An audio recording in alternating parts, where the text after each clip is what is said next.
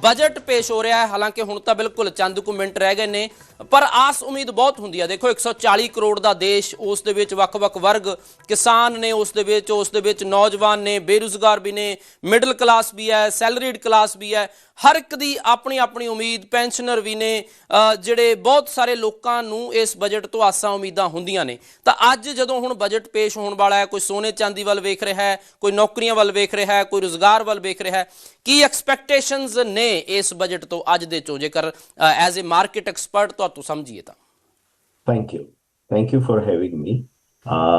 एक माफी चाह रहा हूँ, मैं हिंदी में जवाब जी दूंगा जी इसका। जी। पहली बात तो बाजार जो आपने बताया था, जो शुरुआत में लुढ़क गया था, वो अब संभल गया है। और जैसे कि मैं आपसे बात कर रहा हूँ तो बाजार जो है सेंसेक्स 100 पॉइंट करीब करीब पॉजिटिव चल रहा है। यानी ये जो मैं कह सकता हूँ फ्लैट है। और जब तक बजट पूरा का पूरा पेश नहीं आ जाता लोगों को, जब पता चलेगा कि क्या क्या आया है इस बजट में, उसके बाद एक डिसाइसिव टर्न लेगा शेयर बाजार की, अगर मैं बात करूं तो। जी जैसे कि आपने बताया, जो हर सेक्शन के, सोसाइटी के हर सेक्शन को कहीं ना कुछ उम्मीद होती है कि ये बजट में कुछ ऐसा आए ताकि आने वाले दिनों में उनके लिए लाइफ बेटर बने, या उनके लिए कोई कोई ना कोई चीज जो है आसान बनती हुई दिखाई दे। तो जैसे कि पिछले बजट में हमने देखा था कि आईटी की जो जो लिमिट थी वो 12 तक लेके गए थे, वो सब्सटेंशियल राइज थी, जी। कंजम्पशन को बढ़ावा देने के लिए थी। इस बार भी अगर कुछ होता है, लेकिन अगर मैं सिर्फ कैपिटल मार्केट के बारे में बताऊं कि तो कैपिटल मार्केट को इस बजट से कोई ज्यादा उम्मीद नहीं है। मैं ये कहूंगा, एक्सप्रेशन यही रहेगा कि no, if there is no negative, that will be a big positive in this budget. दूसरी बात यह है कि जो हमारा जो स्पेंडिंग है, दो या तीन चीजों पे मैं नजर रखूंगा। एक तो कैपिटल एक्सपेंडिचर, आपने जो बताया ना कि एग्रीकल्चर, इंडस्ट्री और ये सब के लिए क्या करेंगे सरकार, तो वो पूरा एक मैक्रो लेवल में हम देखें तो वो चीज, अगर वो अपने कैपिटल एक्सपेंडिचर बढ़ाती है सरकार, जी तो अपने आप सारे सोसाइटी के सारे सेक्शनों को फायदा होता है। हमने 2-3 साल पहले देखा, और पिछले साल जब वो कैपेक्स थोड़ा कम हुआ था, स्पेंडिंग या जो भी हुआ था, उस वजह से थोड़ा स्लो डाउन दिखने को मिला।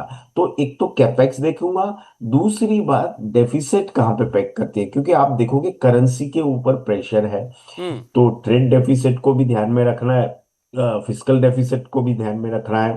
ये थोड़ी सी मैं टेक्निकल भाषाएं बोल रहा हूं, लेकिन in short I would say कि ये बजट अगर जो स्टेटस को भी रहेगा तो भी अच्छा है, क्योंकि जो पिछले बजट में और सब्सिक्वेंट आरबीआई ने रेट कट्स दिए हैं, उसकी जो इम्पैक्ट आएगी, इफेक्ट आएगी, वो आने वाले दिनों में उसकी देखने को मिलेंगी। तो यस, जी हाँ, अगर और कुछ रेज करते हैं, जैसे कि क्योंकि इनडायरेक्ट टैक्स जो है वो जीएसटी के पास है, तो अब ये वो बजट का सब्जेक्ट नहीं रहा कि भाई जीएसटी कम कर लिया, वो जीएसटी काउंसिल के हाथ में। इनके पास अब रहता है डायरेक्ट टैक्सेस। तो डायरेक्ट टैक्सेस में पिछली बार बढ़ाया, लिमिट बढ़ा दिया था, आपको एग्जाम्पशन का जो लिमिट था वो बढ़ा दिया था। अब मैं मानता हूं इस बार बढ़ाते तो और भी अच्छा रहेगा, that will be a big positive. और कुछ ना कहीं किसको मिलता है वो भी ठीक रहेगा, लेकिन ओवरऑल एज आई सेड, बिल्कुल। नो जे नेगेटिव। इसे दे विचाले सैलरीड क्लास की गल करिए, क्योंकि तुसी गल हाँ कर जी, रहे सी कि हाँ जी, पिछली बार काफ़ी राहत मिली, पर हुण हाँ इस जी, बार जिहड़ी चर्चा चल रही है कि जिहड़ी स्टैंडर्ड डिडक्शन है, जिहड़ी हाँ 75,000 जी, रुपए है इस वेले, ਉਹਨੂੰ हाँ 1 जी। ਲੱਖ तक कीता जा सकदा है। जे स्टैंडर्ड डिडक्शन वधदी है ਤਾਂ ਇਸ ਦੇ ਨਾਲ ਜਿਹੜੀ ਪਾਵਰ ਹੈ, ਪਰਚੇਜ਼ਿੰਗ ਪਾਵਰ ਜਿਸ ਨੂੰ ਕਿਹਾ ਜਾਂਦਾ ਹੈ, जी, ਕਿਉਂਕਿ ਕੁਛ ਨਾ ਕੁਛ ਪੈਸਾ ਜੇਬ ਦੇ ਵਿੱਚ ਬਚੇਗਾ, ਜਿਹੜਾ ਪਹਿਲਾਂ हाँ जी। 12,75,000 ਤੋਂ 13 ਲੱਖ ਤੱਕ ਜਾਏਗਾ, ਸੈਲਰੀਡ ਕਲਾਸ ਹੈ, ਉਹ ਉਹਨਾਂ ਨੂੰ ਕਿਸ ਤਰ੍ਹਾਂ ਇਸ ਫਾਇਦੇ ਨੂੰ ਦੇਖਿਆ ਜਾਵੇ? ਇਸ ਨੂੰ ਜਦੋਂ ਪਰਚੇਜ਼ਿੰਗ सर ਪਾਵਰ ਵੱਧਦੀ ਹੈ, ਬਾਜ਼ਾਰ ਤੇ ਇਸ ਦਾ ਕੀ ਅਸਰ ਪੈਂਦਾ? सर आपकी बात बिल्कुल सही है कि India is a growth economy, और ग्रोथ में कंजम्पशन हमेशा बढ़ता रहता है। तो वो कंजम्पशन बढ़ाने के लिए पिछले बजट में जो कोशिश की, और आपने जैसे बोला कि भाई स्टैंडर्ड डिडक्शन, यार मैं तो कहता हूं कि हर एक कदम जो कंजम्पशन को बढ़ावा देगा, यानी कि लोगों की जेब में थोड़ा पैसा और रहे और वो स्पेंड कर सकते हैं अपने खाने पीने के अलावा दूसरी चीजों में, जी क्योंकि खाने पीने के वहां तक तो अब सब लोगों के पास जैसे जैसे हम लोग हो रहे हैं, हमारी आय बढ़ रही है वैसे हो रहा है। बट उसके ज्यादा जो एस्पिरेशनल स्पेंडिंग जो होती है, वो आपने जैसे कहा कि जैसे जैसे आप लोगों के हाथ में पैसे और छोड़ोगे, by way of taking measures like standard deduction और जो भी हो सकता है जो आपको ध्यान में आया है, तो वो बड़ा ही वेलकम स्टेप होगा। आपकी बात बिल्कुल सही है सर।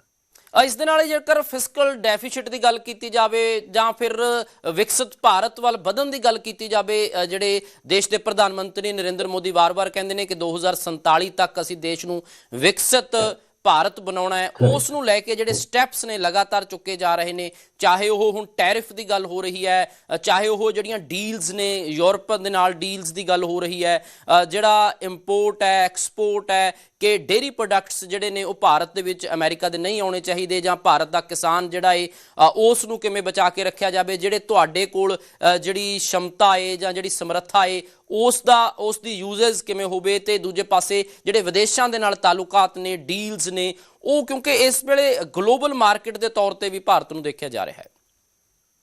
सही है आपकी बात। देखिए मैं अपनी सरकार और हमारी जो मशीनरी है, जो ब्यूरोक्रेट सरकार है, वो सारे ऊपर ज्यादा कॉन्फिडेंस है। वो कोई भी स्टेप लेते हैं तो देश के हित में और देश के लोगों के हित में लेते हैं।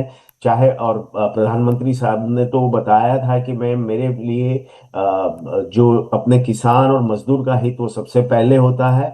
तो आपकी बात सही है। फिलहाल जो टैरिफ की वजह से जो एक द एटमॉस्फेयर थोड़ा सा खराब हुआ है, जी लेकिन आई एम श्योर आने वाले दिनों में वो ठीक होएगा। और एक डिले इसलिए हो रहा है कि आप समझिए कि हमारा कंट्री और हमारे जो निर्णय लेने वाले जो है ये ट्रेड डील के बारे में, वो हमारा इंटरेस्ट देख रहे हैं इसलिए, जी। क्योंकि अमेरिका को तो डील कभी भी करनी थी। हम्म। तो ये मैं मानता हूं कि ये हमारे सक्षम है, हमारे हित में करेंगे। लॉन्ग टर्म कभी कभी क्या होता है सर जी कि जो शॉर्ट टर्म में कोई चीज सही नहीं दिखती हो, लेकिन उसके जो लॉन्ग टर्म आउटकम है वो लार्जर पिक्चर को देखते हुए बेनिफिशियरी टू लार्ज और ऑल दी क्या कहेंगे सेक्शंस, तो वो सही रहता है। नियर टर्म में कभी कभी पेन हो सकता है, long term will be beneficial. Sunil Shah ji, ਜਿਸ ਢੰਗ ਦੇ ਨਾਲ ਇਸ ਵੇਲੇ ਅਸੀਂ ਜ਼ਿਕਰ ਕਰ ਰਹੇ ਹਾਂ ਕਿ ਭਾਰਤ ਦੀ ਅਰਥ ਵਿਵਸਥਾ ਜਿਹੜੀ ਹੈ, ਜਾਂ ਫਿਰ ਭਾਰਤ ਦੀ ਇਕਨੋਮੀ ਦੀ ਇਸ ਵੇਲੇ ਗੱਲ ਕੀਤੀ ਜਾਵੇ, ਭਾਰਤ ਦੇ ਫਿਸਕਲ ਡੈਫੀਸਿਟ ਦੀ ਗੱਲ ਕੀਤੀ ਜਾਵੇ, ਭਾਰਤ ਦੀ GDP ਦੀ ਗੱਲ ਕੀਤੀ ਜਾਵੇ, ਇਹਨਾਂ ਦੇ ਵਿੱਚ ਇੱਕ ਤਾਲਮੇਲ ਬਿਠਾਉਣ ਦੀ ਵੀ ਕੋਸ਼ਿਸ਼ ਰਹਿੰਦੀ ਹੈ ਸਰਕਾਰ ਦੀ ਕਿ ਜਿਹੜਾ ਇਹ ਸਿਸਟਮ ਹੈ ਇਹ ਸਹੀ ਚੱਲਦਾ ਰਹੇ। ਤੇ ਦੂਜੇ ਪਾਸੇ ਜਿਵੇਂ ਤੁਸੀਂ ਕਿਹਾ ਕਿ ਜਿਹੜੀਆਂ ਦੂਰ ਅੰਦੇਸ਼ੀ ਦੇ ਨਾਲ ਵਿਜ਼ਨ ਦੇ ਨਾਲ ਜਿਹੜੀਆਂ ਡੀਲਸ ਕੀਤੀਆਂ ਜਾਂਦੀਆਂ ਨੇ ਕਿ ਸ਼ਾਰਟ ਟਰਮ ਤਾਂ ਕਈ ਵਾਰ ਲੱਗਦਾ ਵੀ ਹੈ ਕਿ ਨੁਕਸਾਨਦਾਇਕ ਹੋ ਸਕਦੀਆਂ ਨੇ, ਪਰ ਜਦੋਂ ਦੂਰ ਤੱਕ ਉਹਨਾਂ ਦੇ ਕਈ ਫਾਇਦੇ ਵੀ ਨਜ਼ਰ ਆਉਂਦੇ ਨੇ। ਇਹਨਾਂ ਚੀਜ਼ਾਂ ਨੂੰ ਜਦੋਂ ਤੁਸੀਂ ਦੇਖਦੇ ਹੋ ਐਜ਼ ਏ ਮਾਰਕੀਟ ਐਕਸਪਰਟ, ਤਾਂ ਇਹ ਤਾਲਮੇਲ ਬਿਠਾਉਣਾ ਕਾਫੀ ਚੁਣੌਤੀਪੂਰਨ ਹੁੰਦਾ ਦੇਸ਼ ਦੇ ਲਈ। एग्जैक्टली बड़ा सही बात बताई आपने कि ये एक बैलेंसिंग एक्ट है। अब बैलेंसिंग एक्ट में जैसे कि फिजिकल डेफिसिट को कितना कंट्रोल करना है और ग्रोथ को कितना इंपॉर्टेंस देना है, तो कहीं ना कहीं एक बैलेंसिंग एक्ट पूरी एक ये this exercise it's all about balancing act. कोई भी चीज में सरकार कभी भी कोई एक्सट्रीम में ये अच्छी सरकार का एक क्या कहें, it's hallmark of a good जी governance and good government that they don't act in extreme, they take long term decisions and they balance their actions। ਬਿਲਕੁਲ ਲਾਸਟ ਦੇ ਵਿੱਚ ਇੱਕ ਲਾਸਟ ਜਿਹੜਾ ਸਵਾਲ ਹੈ ਕਿ ਜਿਹੜੀ ਸ਼ੇਅਰ ਮਾਰਕੀਟ ਦੀ ਗੱਲ ਹੈ, ਜਿਵੇਂ ਤੁਸੀਂ ਕਹਿ ਰਹੇ ਸੀ ਕਿ ਜਿਸ ਤਰ੍ਹਾਂ ਅੱਜ ਸਵੇਰ ਤੋਂ ਥੋੜਾ ਲੁੜਕਿਆ ਪਰ ਹੁਣ ਦੁਬਾਰਾ ਤੋਂ ਸਟੇਬਲ ਹੋ ਰਿਹਾ ਹੈ, ਕੀ ਇਸ ਬਜਟ ਤੋਂ ਸ਼ੇਅਰ ਮਾਰਕੀਟ ਦੀ ਗੱਲ ਜੇਕਰ ਕਹੇ ਤਾਂ ਕਿਸ ਤਰ੍ਹਾਂ ਦੀ ਰਹਿ ਸਕਦੀ? सर मैं जैसे कहा कि अगर देखिए अल्टीमेटली जो शेयर प्राइसेस है वो कॉर्पोरेट अर्निंग के ऊपर है।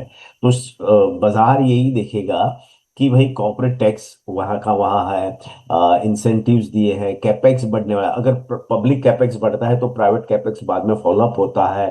तो ये सारी चीज और निवेश निवेश के लिए आप जो फॉरेन डायरेक्ट इन्वेस्टमेंट है या और इंसेंटिव जैसे कि PLMI जैसी स्कीम थी, वैसे क्या आप जी क्योंकि इंडस्ट्री ग्रोथ और आत्मनिर्भर भारत के लिए जो कदम उठाने चाहिए वो उठाएंगे, आई एम श्योर उसकी प्रति बाजार की निगाहें होगी।